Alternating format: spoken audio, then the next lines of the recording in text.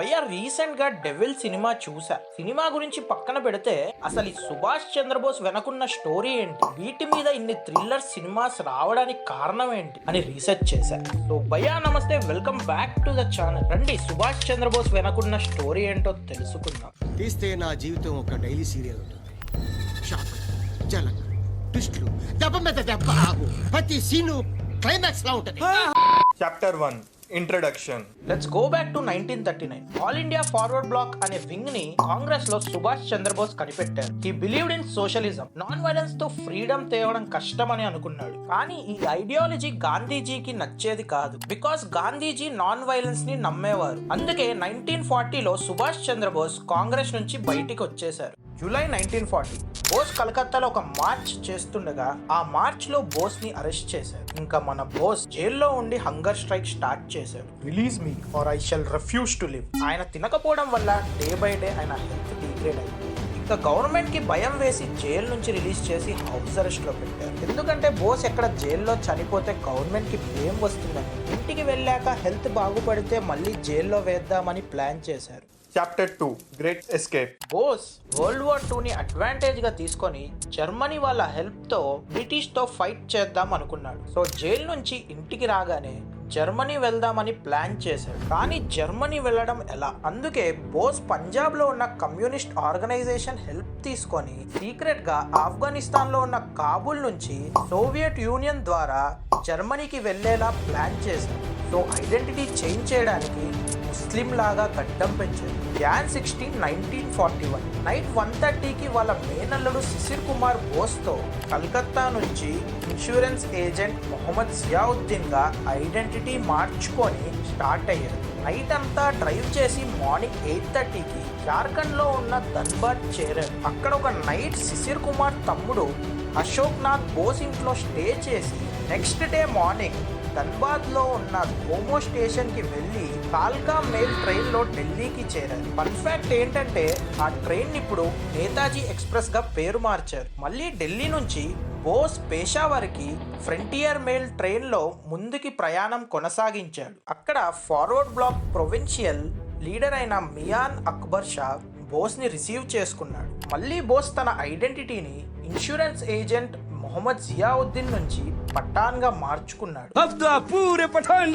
ఎందుకంటే బోస్ కి అక్కడి భాష పష్టో రాదు కాబట్టి చెవిటి మూగవాడిగా నటించాడు. అక్కడ బోస్ ని మరో ఫార్వర్డ్ బ్లాక్ మెంబర్ అయిన భగత్ రామ్ తల్వార్ తో బార్డర్ లో ఉన్న సెక్యూరిటీ వాళ్ళకి ప్రేయర్ చేస్తే చెవిటి మూగతనం క్యూర్ అవుతుందని ఒక వంక చెప్పి 26 జాన్ 1941కి బార్డర్ క్రాస్ చేసి డిఫరెంట్ కార్స్ ఇంకా ట్రక్స్ లో కాబూల్ చేరారు. ఈ ప్రయాణం అంతా 15 రోజులు పట్టింది. కానీ ఈ విషయం బ్రిటిష్ కి 12 రోజుల తర్వాత బోస్ ఎస్కేప్ అయ్యాడని తెలిసింది. ఎందుకంటే ఇంట్లో రోజు అతని రూమ్ కి ఫుడ్ వెళ్ళంగానే ఇంట్లో వాళ్ళు అది తినేసి ఖాళీ ప్లేట్ ఇచ్చేవారు. ఈ విషయం ఎంత సీక్రెట్ అంటే వాళ్ళ అమ్మకి కూడా బోస్ ఎస్కేప్ అయినట్టు తెలీదు. కానీ బ్రిటిష్ గవర్నమెంట్ కి ఈ విషయం ఎలా తెలిసిందంటే ఇంట్లో వాళ్ళు పోలీస్ కి మిస్సింగ్ కంప్లైంట్ ఇచ్చారు. ఎందుకంటే బోస్ ని 27 జనవరి కోర్టులో ప్రెజెంట్ చేయాలి కాబట్టి. ఇంకా ఆ రోజు మిస్సింగ్ అని first time news paper articles లో ప్రింట్ చేశారు. ఈ విషయం ఇంకా వరల్డ్ వైడ్ పాపులర్ అయింది. ఈ మిస్లీడింగ్ మాస్టర్ స్ట్రోక్ ని పక్కడబందీగా ప్లాన్ చేసింది Bose. Chapter 3 what's behind his motto. అసలు బోస్ కాబూల్ వెళ్ళడానికి ముఖ్య లక్ష్యం కాబూల్లో ఉన్న సోవియట్ ఎంబసీని హెల్ప్ అడుగుదామని. కానీ ఆ ప్లాన్ ఫ్లాప్ అయింది. సోవియట్ ఎంబసీ వాళ్ళు హెల్ప్ ని నిరాకరించారు. ఎందుకంటే బోస్ ని బ్రిటిష్ ఏజెంట్ అనుకున్నారు. అప్పుడు బోస్ ఎంబసీలో ఉన్న German minister Hans Pilger German foreign minister కి 5 ఫిబ్రవరి ఒక టెలిగ్రామ్ పంపాడు. బోస్ ని నేనే ఇక్కడ మార్కెట్ లో ఉన్న ఇండియన్ పీపుల్ తో హైడౌట్ లో ఉండమని చెప్పాను. ఇంకా రష్యన్ అంబాసిడర్ ని కూడా నీ తరపున నేనే కాంటాక్ట్ అవుతాను. కొన్ని రోజుల తర్వాత బోస్ కి మెసేజ్ వస్తుంది. ఆఫ్ఘనిస్తాన్ దాటాలంటే ఇటాలియన్ అంబాసిడర్ ని కాంటాక్ట్ అవ్వమని చెప్పారు. 22 ఫిబ్రవరి ఇటాలియన్ అంబాసిడర్ తో మీటింగ్ అవుతుంది. 10th మార్చ్కి ఒక కొత్త ఇటాలియన్ పాస్పోర్ట్ ఇస్తారు. ఇప్పుడు పఠాన్ నుంచి ఒర్లాండో మజోటాగా బోస్ మారాడు. ఈ మధ్యలో బ్రిటిష్ వాళ్ళు ఇటాలియన్ కమ్యూనికేషన్ ని బ్రీచ్ చేసి బోస్ కాబూల్ నుంచి జర్మనీ త్రూ మిడిల్ ఈస్ట్ వెళ్ళబోతున్నారని తెలుసుకున్నారు. ఇంకా బ్రిటిష్ వాళ్ళు టర్కీలో ఉన్న 2 స్పెషల్ ఏజెంట్స్ కి బోస్ ని చంపమని ఆర్డర్స్ పాస్ చేశారు. కానీ ట్విస్ట్ ఏంటంటే తెలివైన బోస్ ఒక అడుగు ముందుంటాడు. అతను మిడిల్ ఈస్ట్ రూట్ తీసుకోకుండా ఇటాలియన్ పాస్పోర్ట్ హెల్ప్ తో డైరెక్ట్ గా మాస్కో వెళ్ళిపోయాడు.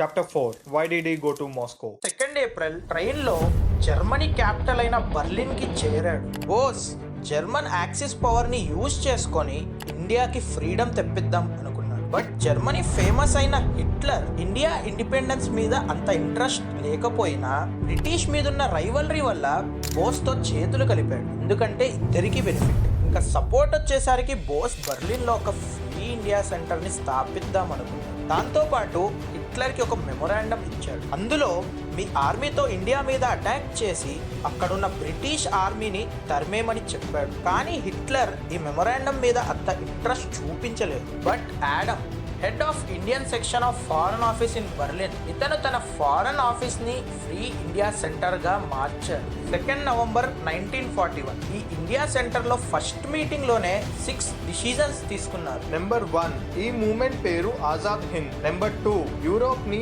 ఆజాద్ హింద్ సెంటర్ గా మార్చాలి. నెంబర్ 3 నేషనల్ యాంథమ్ జనగణ మన. నెంబర్ 4 మన జెండా try colour with springing tiger. Number 5 Indian జై హింద్ అని పలకరించాలి. నెంబర్ 6 సుభాష్ చంద్రబోస్ ని నేతాజీగా పిలవాలి. 19 ఫిబ్రవరి 1942 బోస్ ఒర్లాండో మజోటా ముసుగుని పక్కన పెట్టి తన నిజ స్వరూపమైన సుభాష్ చంద్రబోస్ గా ఆజాద్ హింద్ రేడియోతో వరల్డ్ కి గర్వంగా దిస్ ఇస్ సుభాష్ చంద్రబోస్. జనాలు విజిలేసి రాజాని చేశారు. వాళ్లే ఒప్పుకున్నాక గులాం నాయక్ నువ్వు నేనేంటి ఒప్పుకునేది మాలే. అదే కాకుండా ఒక మంత్లీ జర్నల్ ఆజాద్ హింద్ కూడా పబ్లిష్ చేశారు. ఇది ఎంత వైరల్ అయిందంటే 5000 కాపీస్ జర్మనీలో సర్క్యులేట్ అయ్యాయి. ఇంకా బోస్ ఇండియన్ ప్రిజనర్స్ తో ఇండియన్ లీజియన్ అనే ఒక ఆర్మీని ఫామ్ చేసి 5000 డిఫరెంట్ క్యాస్ట్ ఇంకా రీజియన్ మెంబర్స్ ని గ్యాదర్ చేశాడు. బట్ హిట్లర్ ఇండియా ఇండిపెండెన్స్ కి సపోర్ట్ చేయలేదు. బోస్ హిట్లర్ ని ఇండియా ఇండిపెండెన్స్ కి సపోర్ట్ చేయమని అడిగాడు. హిట్లర్ ఇంట్రెస్ట్ చూపించలేదు. ఇంకా ఇక్కడ పని జరగనని అర్థమైంది. సో బోస్ జపాన్ వైపు దృష్టి మళ్ళింది. వాళ్ళతో కలిస్తే ఇండిపెండెన్స్ వస్తుందని నమ్మి జపాన్ వెళ్ళడానికి సిద్ధపడ్డాడు. ఇంతలోనే బోస్ ఒక ఆర్మీ స్టార్ట్ చేసి బ్రిటిష్ వాళ్ళతో వార్ కోసం రెడీ అవుతున్నాడని జపాన్ ప్రైమ్ మినిస్టర్ హిడేకి తోజోకి తెలిసింది. అతను కూడా 1942 నుంచే ఇండియాకి ఫ్రీడమ్ రావాలని చెప్తుండేవాడు. అప్పటికే జపాన్ వాళ్ళు సింగపూర్ లో ఉన్న బ్రిటిష్ తో ఫైట్ చేసి సింగపూర్ ని క్యాప్చర్ చేసింది. ఆ ఫైట్ లో బ్రిటిష్ తరపున పార్టిసిపేట్ చేసిన 40,000 ఇండియన్స్ ని క్యాప్చర్ చేశారు. ఈ ఇండియన్ సోల్జర్స్ ని బోస్ తన ఆర్మీలో జాయిన్ చేసుకోవచ్చని అనుకున్నాడు. 8 ఫిబ్రవరి 1943 తన ఫ్రెండ్ నంబియార్ ని ఆజాద్ హింద్ సెంటర్ ఇంకా ఇండియన్ లీజియన్ కి ఇన్ఛార్జ్ ని చేసి జర్మనీ నుంచి జపాన్ కి స్టార్ట్ అయ్యాడు. Chapter 5 journey to Japan. ఈసారి మళ్ళీ రూపం మార్చి మసూదాగా మారి తన తోటి ఇండియన్ లీజియన్ లీడర్ అయిన అబిద్ హసన్ సఫ్రానీతో first person to travel in submarine గా పేరు తెచ్చుకొని జర్మనీ సబ్మరీన్ U-180లో జపాన్ కి స్టార్ట్ అయ్యారు. 2.5 నెలలు ట్రావెల్ చేశాక మడగాస్కర్ కోస్ట్ లో మళ్ళీ జాపనీస్ సబ్మరీన్ కి మారి 8th మే 1943 సాబంగ్ కి చేరారు. అక్కడి నుంచి ఫ్లైట్ తీసుకొని 16th మే 1943కి జపాన్ లో ఉన్న టోక్యో చేరారు. これより先10月31日自由インド仮政府主犯スダス・チャンドラ・ボースカッカは帝国政府の同政府承認に対し感謝の意を表明するため来庁したまたまこの世紀の大会議に陪席する光栄を担ったのであります。 10th June and 12th June prime minister టోజోని కలిసి will you give unconditional help to the Indian independence movement with no string attached అని అడిగాడు. టోజో ఏం ఆలోచించకుండా ఎస్ చెప్పాడు. ఈ విషయం వరల్డ్ వైడ్ టెలికాస్ట్ చేశారు. India and Japan have in the past been bound by deep cultural ties which are about 20 centuries old. In recent times, these cultural relations have been interrupted because of the British domination of India. It is, however, certain that when India is free, these relations will be revived and will be destiny. In this connection, I should add that the statements made by Premier General Tojo. ఇంకా Bose 2 July 1943 INA leader అయిన రాజ్ బిహారీ బోస్ తో కలిసి Singapore కి వెళ్ళాడు. అక్కడున్న 13,000 INA commandant soldiers రెస్పాన్సిబిలిటీని మన బోస్ కి ఇచ్చారు. చలో ఢిల్లీ అని గొప్ప స్పీచ్ ఇచ్చారు. मेरे सिपाहियों, आज से हमारा बस एक ही नारा होगा, चलो दिल्ली, चलो दिल्ली। బోస్ ఈ 13,000 సోల్జర్స్ ని 50,000 చేసి దీనిని 30 lakhs గా పెంచాలనే సంకల్పంతో ఉన్నాడు. ఈ విషయం జపాన్ విని షాక్ అయింది. మేము అంతమందికి వెపన్స్ ఇవ్వలేము, కానీ 30,000 కి ఇస్తామని చెప్పారు. కానీ బోస్ ప్లాన్ వెపన్స్ కాదు. ఇండియాలో ఉన్న సాధారణ ప్రజలు కూడా ఈ వార్ లో పార్టిసిపేట్ చేయాలని అనుకున్నారు. ఈ చలో ఢిల్లీ పోస్టర్ మీద గాంధీజీ ఇంకా నెహ్రూ పిక్స్ కూడా వేశారు విత్ దేర్ కోట్స్. బోస్ ఇంకా గాంధీజీ ఐడియాలజీస్ వేరైనా బోస్ గాంధీజీ చాలా ఇంపార్టెంట్ రోల్ హిస్టరీలో ప్లే చేశారు. ఆయన పేరు హిస్టరీలో ఎప్పటికీ ఉంటుందని చెప్పారు. ఈ మాట విన్న గాంధీజీ ఇన్ రిటర్న్ బోస్ కి ప్రిన్స్ అమాంగ్ పేట్రియాట్స్ అని బిరుదిచ్చారు. 21 ఆగస్ట్ 1943 బోస్ ఒక ప్రొవిన్షియల్ ఆజాద్ హింద్ గవర్నమెంట్ ని సింగపూర్ లో స్థాపించి దానికి హెడ్ అయ్యారు. ఈ government motto is to launch and to conduct last war against British allies in India.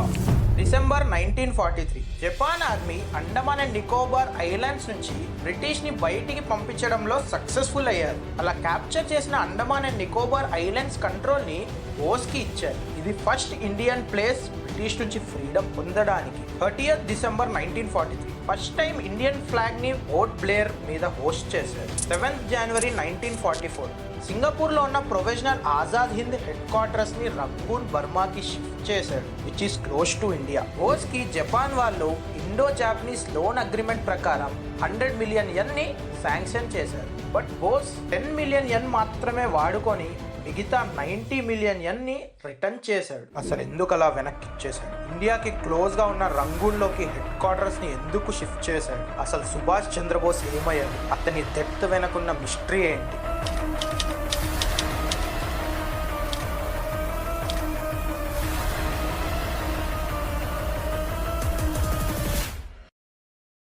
హోల్డే హోల్డే హోల్డే. మీకు ఈ వీడియో మీద పెట్టిన ఎఫర్ట్స్ నచ్చితే లైక్ చేసి షేర్ చేయండి. ఇప్పుడున్న జనరేషన్కి మన గ్రేట్ హిస్టరీ తెలియజేయడమే మా యొక్క ప్రయత్నం. ఈ వీడియో చేయడానికి మేము ఎన్నో ఎఫర్ట్స్ పెట్టాము. మా కష్టాన్ని గుర్తించి సబ్స్క్రైబ్ చేయని వాళ్ళు ఎవరైనా ఉంటే త్వరగా సబ్స్క్రైబ్ చేయండి. Because it's like a motivation for us.